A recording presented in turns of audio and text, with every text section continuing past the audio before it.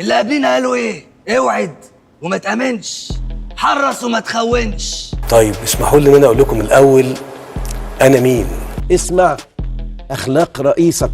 انا مصري مسلم. انا انسان مصري مسلم. اسمع اخلاق الرئيس السيسي. بيحب بلده وبيحب دينه وبيحب الناس. ايه ده؟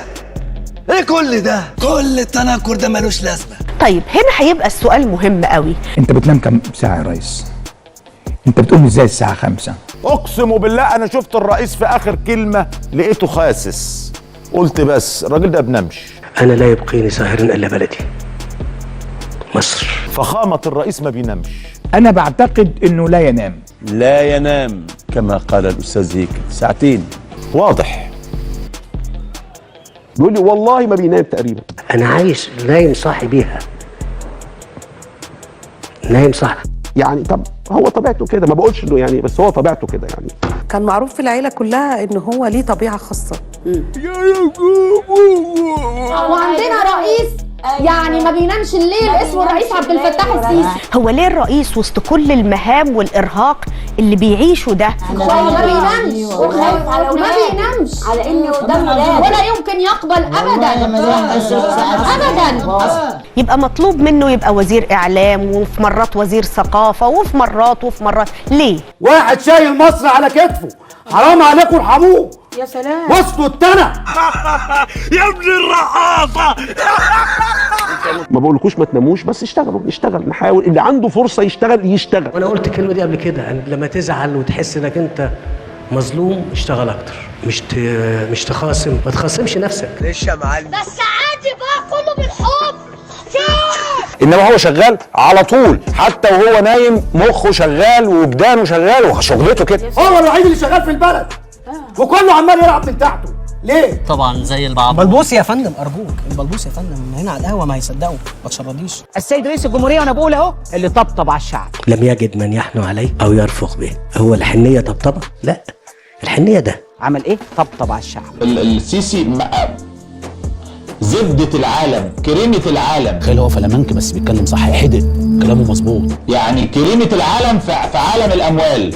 طب معاكم فلوس وانتم ما تعرفين شايف الفلوس عامله ازاي؟ يا نهار ابيض. لا في فلوس. المصري ما بيتفسحش يا طارق، المصري ما بيتفسحش عشان مش لاقي. الحمد لله، يعني أنا مبسوط جدا في شغلي، والحمد لله يا رب مرتبي مكفيني أوي. بحب مصر أوي وبحب الدنيا كلها، وربنا يخلي المسؤولين. يعني انتوا هتستحملوا سنه وبعد كده في انتخابات. اختاروا ما شئتم. ان احنا نستحمل شويه عشان ونبقى عندنا الصبر ويبقى عندنا المود. ده اقصى من كده واصعب من كده ونتحمل.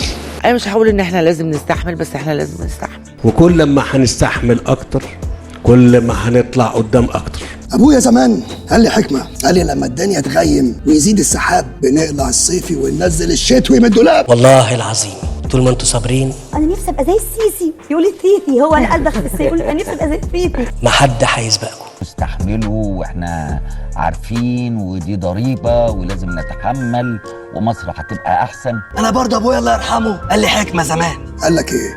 اصبروا عليا كمان شويه. قلت اصبروا معايا ايه؟ سنتين. اقصى من كده واصعب من كده ونتحمل. قاعدين تتفرجوا على تمثيليات وتنزلوا السوبر ماركت وتخزنوا في بيوتكم ومدعومين يا شعب يا مدعوم. كفايه دعم فيكم بقى. الرفق مش بس طبطبه. مفيش حاجه اسمها الكلام ده. البلاد ما بتجيش بالدلع. اللي طبطب على الشعب. قال لي الدنيا لما تغيم ويزيد السحاب، ولما الشتاء يدق البيبان، واما تنادينا الذكريات. انت ابن علي حجار يلا. لما بقول طبطب ايوه. البلاد ما بتجيش بالدلع والطبطبه. الضرايب والرسوم. رسوم ماليه. مش ادفع بقى. ده كلام رئيس دوله محترم يتقي الله وعارف انه ليه رب وله كبير. ابجديات التعامل. خالد ممكن تشيل الماسك يعني لو سمحت. ايه انت عقرب ولا حربايه؟ حربايه بس متمكر على هيئه عقرب. 5 بالحب. مديح البعض. البل